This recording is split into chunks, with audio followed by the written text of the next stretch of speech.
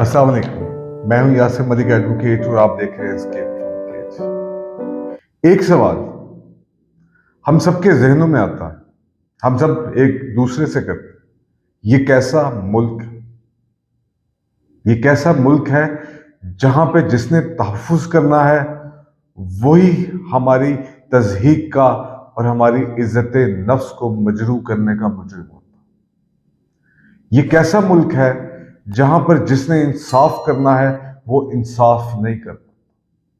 ये कैसा मुल्क है जहां पे इस्लाम की बात होती है लेकिन कहीं इक्वालिटी नजर नहीं आती, कहीं जस्टिस नजर नहीं आता।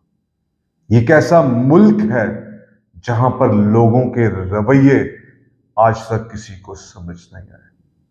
ये कैसा मुल्क है, यही सवाल बचपन से आज तक हमारे जहनों में गूंजता है। ये जैसा भी मुल्क है, ये मेरा मुल्क है, ये आपका मुल्क है, ये पाकिस्तान। अपने लोग हैं ये भी, सिर्फ समझते नहीं और गिले तो अपनों से होते हैं। हम इन लोगों से गिला करते हैं इस वजह से क्योंकि ये अपने हैं। अगर अपने ना होते तो हम इनसे गिला ना करते। हम इनसे कहते हैं कि हमें हमारी इज्जत नफ्स वापस कर दीजिए, हमें हमारी बोलने की आजादी वापस कर दीजिए, हमें अपने साथ मिलाइए ताकि हम मिलकर इस मुल्क को तरक्की की राह पर गामजन कर सकें। हम इन्हें कहते हैं आइए हमारे साथ बैठिए, हमें समझाइए। अगर आप ऐसा करेंगे तो हम हर मुश्किल में आपके साथ खड़े होंगे। मैं बींगा पाकिस्तानी जब भी वीजे में खड़े लोगों की लाइनें देखता हूं, एक मायूसी देखता हूं, एक फिक्र देखता हूं, तो एक पाकिस्तानी के तौर पे मेरे दिल पे क्या गुजरती है या आपके दिल पे क्या गुजरती है ये हम एक्सप्लेन नहीं कर सकते। लेकिन इसके बावजूद हम ये सब समझते हैं कि हमें कोई समझ नहीं पाता। पाकिस्तान की political situation at that time देखें, पाकिस्तान के इदारों का हाल देखें, पाकिस्तान की इकोनॉमी की बात करें, पाकिस्तान के दीगर मामला देखें। हर तरफ एक जबू हाली है, जबू हाली जबू हाली जबू हाली। एक पॉलिटिकल सिस्टम है जिसके रिप्रेजेंटेटिव, मेन रिप्रेजेंटेटिव भुट्टो खानदान और ये शरीफ खानदान, इनकी नस्लें अब तैयार हैं हम पे हुक्मरानी करने के लिए।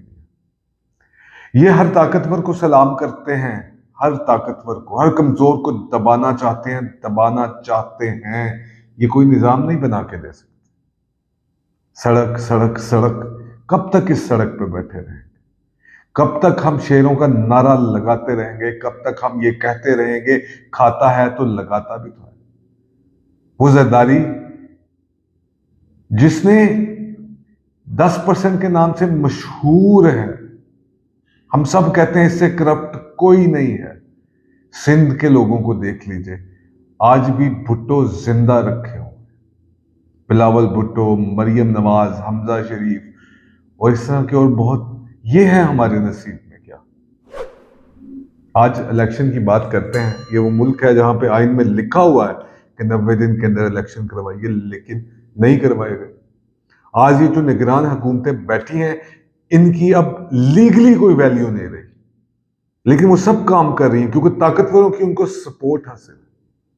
क्योंकि ये निजाम के जो बड़े हैं, जो माफियाज हैं, वो उनको सपोर्ट करते हैं। यहां पे इलेक्शन कमिश्नर जिसका काम ही सिर्फ इलेक्शन करवाना है, वो बड़े आराम से कहता है कि मैं इलेक्शन नहीं करवा सकता, अभी मैं तैयार ही नहीं हूं। ये उसके बाप का मुल्क है। ये किसका मुल्क है? कौन पूछेगा उसको कि जिस बंदे का काम 90 दिन के अंदर इलेक्शन करवाने थे और वो ये इलेक्शन नहीं करवा पाया, वो अपनी सीट पर मौजूद है। वो हमें इस्लाम का दर्स देगा, अहादीस सुनाएगा, लेकिन अपना काम नहीं करेगा। वो आईजी पंजाब जिसका काम, या आईजी केपी के, आईजी सिंध, जो भी जिनका काम अवाम का तहफ्फुज करना था, वो तहफ्फुज देने में नाकाम है। आप पाकिस्तान तहरीक इंसाफ से हैं, आप PMLN से हैं, आप किसी भी जमात से हैं, लेकिन अगर आप एक आम आदमी हैं तो आपका कोई परेशान हाल नहीं। हम इस पे भी नारे लगाते रहते हैं, कोई कोई काम नहीं करेगा। अदालत का काम जिसने फंडामेंटल राइट्स को इंश्योर करना था वो इसमें नाकाम है। बदमाश हमारे मुल्क में फैसले करवाते हैं। इस्लामी तंजीमें जो बनी है, तहरीके लब्बैक से लेकर लश्कर जंगवी तक, वो सब अपनी अपनी अदालतें लगाकर बैठे हैं, लोगों के फैसले कर रहे हैं। State with in the state बनती जा रही है, लेकिन हम सब खामोश हैं। इमरान खान अपने एक नैरेटिव के ऊपर, कम से कम इमरान खान को ये तो पता है कि यार उसने करना क्या है, उसकी जंग क्या है, उसकी लड़ाई क्या है। कम से कम वो अपनी लड़ाई लड़ तो रहा है। लेकिन हम एक आम आदमी के तौर पर, इज्तिमाई तौर पर पाकिस्तानियत की सोच रखते हुए हम कहां पे खड़े हैं? हम अपनी लड़ाई कब शुरू करेंगे? क्या हमें इज्जत नफ्स नहीं चाहिए? हमें आजादी नहीं चाहिए? हमें सेल्फ रिस्पेक्ट नहीं चाहिए? या हम ये सब कुछ खो चुके हैं और अब हम ये चीजें हासिल करना नहीं चाहते? हमें भी तो अपनी लड़ाई लड़नी है। अब हमने सुना है कि बल्ले का निशान खत्म कर देंगे, बल्ले का निशान खत्म कर देंगे बैलेट पेपर से। मियां साहब जब पाकिस्तान आते हैं तो वो अपने आप को वजीर आजम समझते हुए तकरीरें करते हैं, लेकिन इलेक्शन की बात नहीं करते। बनते वो जमहूरी हैं, लेकिन जमहूरी नहीं है। उनको किसी की गोद में बैठना है, उन्होंने किसी की जूतों की पॉलिश करनी है, तो वो इक़्तिदार के अंदर आएंगे, ये उनको भी पता है।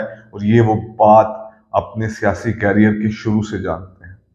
इस खेल का नवाज शरीफ से ज्यादा अहम खिलाड़ी और तजर्बेकार खिलाड़ी कोई नहीं है इस वक्त मौजूद पाकिस्तान में।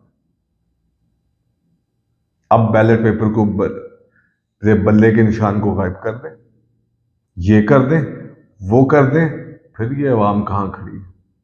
फिर लड़ाई, इमरान खान जेल से बाहर आएगा, चला जाएगा, जिंदा रहेगा, नहीं रहेगा, इससे क्या फर्क पड़ेगा? अगर हम अपने हक के लिए नहीं लड़ना चाहते, जद्दोजहद नहीं करना चाहते, तो फिर हम वहीं पे खड़े रहेंगे जहां पर हम हैं। उसने जो करना था वो कर रहा है, हमने जो करना है हम कर रहे हैं। लेकिन क्या हमें इससे आजादी चाहिए या नहीं चाहिए? गायब होना ना होना, इस सिस्टम के अंदर कुछ भी पॉसिबल है, कुछ भी हो सकता। बल्ले का निशान रहे ना रहे, इमरान खान वजीर आजम बने ना बने, लेकिन एक इज्तिमाइयत सोच पाकिस्तानियत की वो कहां पर गई? और हम क्या खो रहे हैं? क्या हमने कभी ये सोचा है? किसने ठीक करना है ये सिस्टम? आकर हमने एक दूसरे के साथ मिलके, उनके साथ भी जो माफियाज के अंदर शामिल है, उनके साथ भी जो ताकतवर अपने हैं इसलिए गिला कर रहे हैं। अपने ना होते तो गिला ना करते, या लड़ते, या खामोशी से तमाम सोबतें और मुश्किलें बर्दाश्त करते। उन अपनों के लिए भी यही रिक्वेस्ट है, और अदालतों से भी यही कहना चाहेंगे कि यार बस बहुत हो गई। कहीं तो रीढ़ की हड्डी अपने अंदर दिखानी पड़ेगी, कहीं तो खड़े होना पड़ेगा, कहीं तो रेजिस्ट करना पड़ेगा।